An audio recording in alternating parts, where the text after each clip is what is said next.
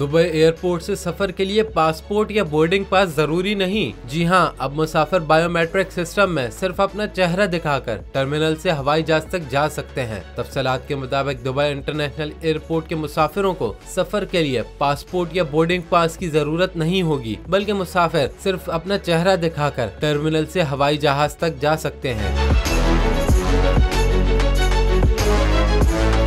ये जदीद सिस्टम उन तमाम गैर मुल्कियों, अमारातियों और विजिटर्स पर लागू होता है जिनका डाटा 2019 से general directorate of residency and foreign affairs Dubai में रजिस्टर्ड है। तमाम बायोमेट्रिक मालूमात मुस्तकबिल के सफर के लिए सिस्टम में महफूज कर दी गयी, जिसकी बदौलत मुसाफिर अपने पासपोर्ट पर एग्जिट स्टैम्प की जरूरत के बगैर बायोमेट्रिक सिस्टम के जरिए आसानी से जा सकते हैं, क्योंकि चेहरे की शनाख्त का इस्तेमाल करते हुए ये अमल उन्हें पासपोर्ट कंट्रोल की रस्मी कार्रवाइयों को मुकम्मल करने में मदद करता है।